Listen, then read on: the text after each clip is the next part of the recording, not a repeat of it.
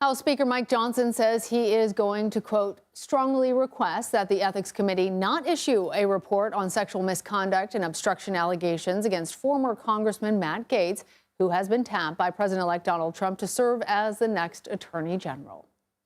I do not believe that that is an appropriate thing. It doesn't follow our rules and traditions, and there is a reason for that, because it would open a Pandora's box.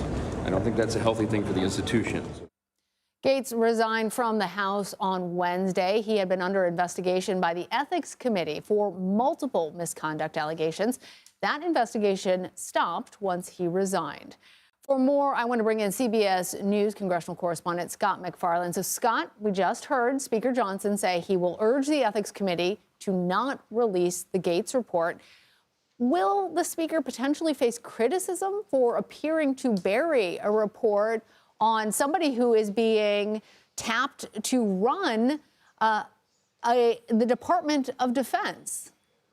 Well, you can bank on him getting criticism for that. I mean, here's the basic premise. Democrats would argue that Matt Gaetz at this moment, a possible nominee to be the Attorney General of the United States, is standing right next to a political time bomb that is poised to go off and cause all kinds of disruptions to him and to this potential nomination. The Republicans and the House Speaker there have indicated they could be able to change the clock on that time bomb or just diffuse that time bomb by not releasing what's ever in that Ethics Committee investigation of Matt Gaetz. Let's reset the investigation. It was launched back in 2021, April of 2021, amid allegations of sexual misconduct and illicit drug use by Gaetz, allegations he has unequivocally and consistently denied. The findings of that investigation could make revelations that are politically troubling for Matt Gaetz if he goes before the Senate for a confirmation hearing. And it's the senators, the Senate Democrats in particular, who say they want to read this thing before they vote or potentially before they have the hearings on Matt Gaetz. And Republicans have said they'd like to read this too.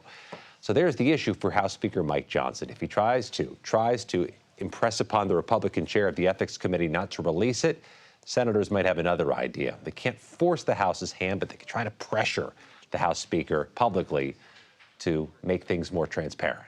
So if the House has to give it up to the Senate, and we already know that some lawmakers have said that the American public has a right to know what this report says, I'm wondering about leaks and whether you think it's just a matter of time before we actually hear what the House committee had to say.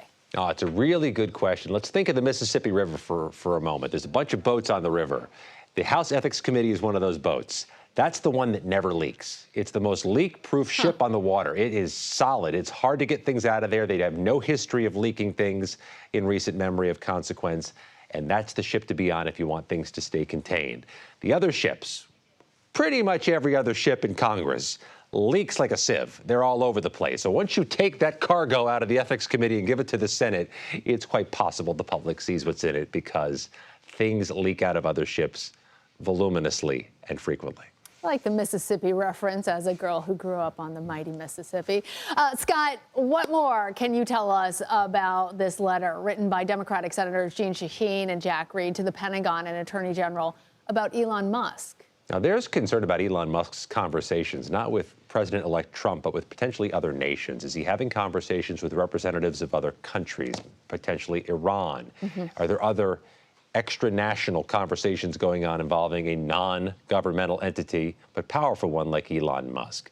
I'd expect the relationship between Elon Musk, the billionaire, the owner of a very powerful social media platform, and other companies, to get more scrutiny from Democrats once this administration begins. Because if he's going to have a role, informal, non-confirmable by the Senate, not under the inspection of the Congress, that's going to be a problem for Democrats, and it may eventually, Lana, be a problem even for Trump's allies in Congress. All right, Scott MacFarlane, thank you.